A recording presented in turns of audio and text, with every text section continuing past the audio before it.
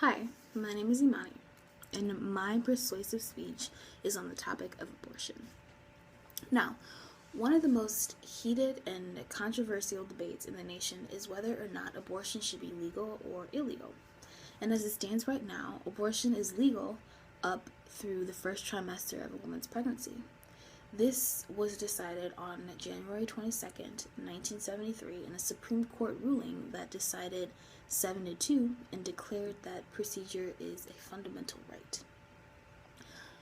The side on legal abortion is called pro-choice. Now, people that contend legal abortion say that it is solely a woman's right and should in no way be limited by the government. They also say that a woman's right outweighs any right of a fetus.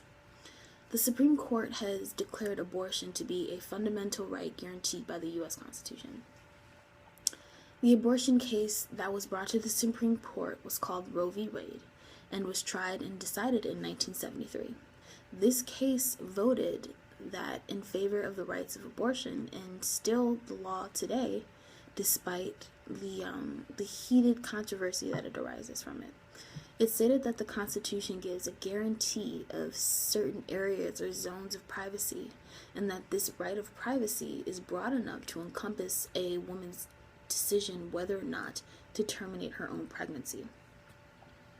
Now, people that are pro-choice argue that personhood only begins after a fetus has become viable. And this term viable means that the baby is able to survive outside of its mother's womb, that a fetus is only a person with rights after it's born, and not after conception. This is a counter-argument to those that are pro-life. Let's say that an embryo is a person with its own unique set of DNA at the moment of conception. Right after the egg implants itself in the mother's uterus, and at that moment, it is a person. But I personally disagree with this. Embryos and fetuses are not independent, self-actualizing beings that are capable of life on their own. And the symbiotic relationship between a woman and an embryo is that of a parasite and a host in all actuality. It leaches nutrients from the woman to be able to grow and develop until it is able to be born. So abortion is just the termination of a pregnancy, not the killing of a baby. And just the simple and fundamental fact that we count age from birth and not conception date is proof enough that we don't subconsciously count you as a person until you're born. Now, abortion is not always as selfish a choice as some people make it out to be. Abortion also gives pregnant women the option to choose not to bring fetuses with profound abnormalities into full term. There are some fetuses that develop with such severe and devastating and life-threatening disorders that some women or couples choose not to carry the fetus to full term. Some of these disorders can result in death right after birth, or only allow for a very short lifespan that could be filled with pain for the child and the family.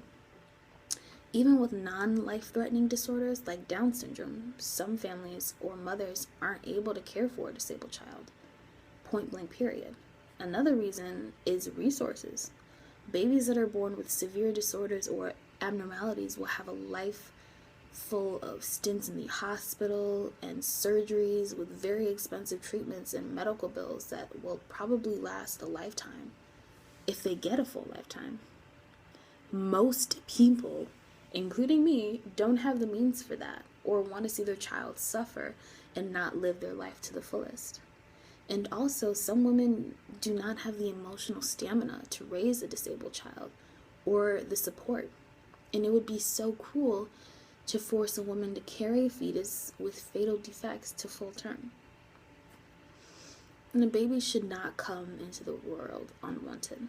Now, having a child is an important decision and requires consideration, preparation, and planning.